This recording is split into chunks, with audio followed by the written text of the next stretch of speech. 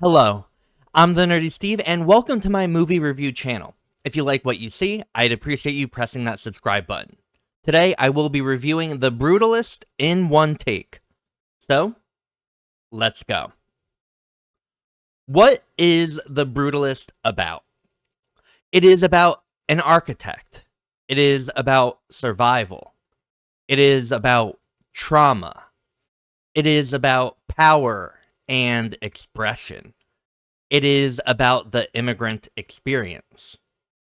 The Brutalist is about a lot.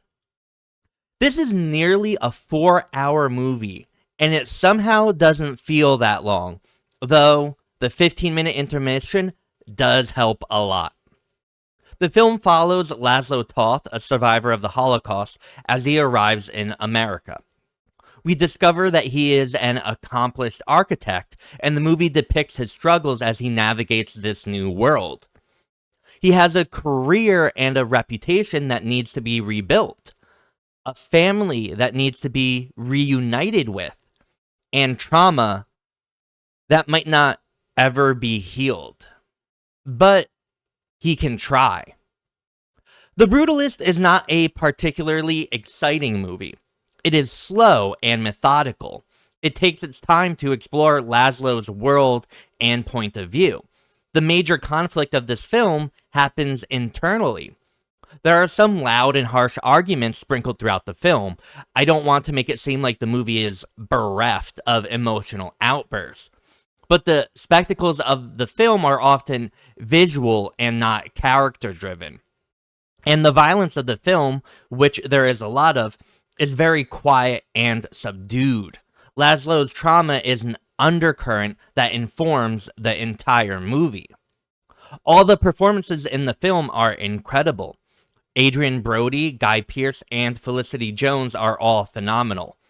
There is so much subtext going on here. What the characters are saying and what they mean are so often very different. The hurt, the betrayal, the love, it's there and so completely real. The Brutalist is about these characters and their relationships with each other. The film is not worth watching if we don't believe these actors. A false line reading would undo so much of what the movie builds, and that does not happen here. I want to talk about a specific motif that I found effective in this movie. Several times throughout The Brutalist, there is a narration of letters from Laszlo's wife that is paired with pretty potent imagery. The movie actually opens with this device. As she reads a letter with some important exposition, we see him leave the boat as he takes his first steps into America. I found these scenes to be incredibly entertaining and beautiful. They provided important context, but were visually captivating as well. If this sounds boring to you, then the movie might not be the right fit. But I love this type of stuff and find it fascinating and entertaining, so it truly worked for me. And I'm still trying to figure out why this type of voiceover worked here, while it might not work for other movies. I loved Killers of the Flower Moon, which is another 3-hour plus long movie.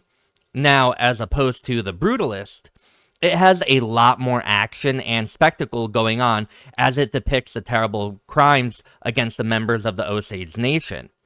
But the comparison here is that both movies have a final scene that, without giving too much away, really recontextualizes or informs different thematic strings throughout the films.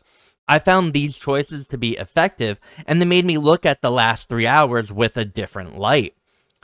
This ending for these movies is definitely not for everyone, and can be kind of confusing or superfluous, but I like how it makes me think. I don't know if enjoyed is the correct word to use for my experience with The Brutalist. Entertained? Certainly. Enthralled? Absolutely.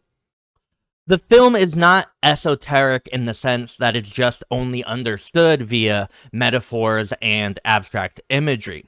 Those exist and add to the texture of the movie, but they lay on top of this very in-depth story. If you're interested in a thorough character study of a lovely, complicated person, navigating an equally complicated world, I highly recommend this film. This review took me a long time to write, but I'm kind of happy because there's an important addendum I have. There are claims, and I think some outright admission, that generative AI was used in this film. To what extent? Who knows?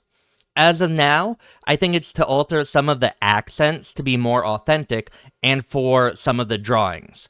In a movie where art and creation and ownership are core themes, this knowledge impacts my relationship with the film.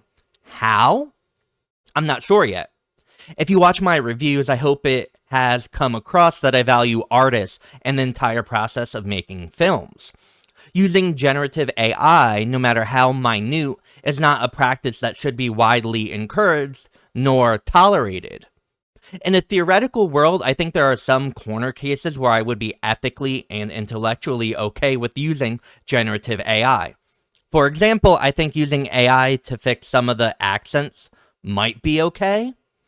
I'm still not sure. So in a movie where an artist is taken advantage of, we have people involved in the creation of this film potentially doing the same. And that is pretty brutal. I'm TheNerdySteve, and thank you so much for watching. And as always, like and subscribe and comment below to tell me how right or wrong you think I am. Have a wonderful morning, evening, or afternoon, wherever you are. Bye.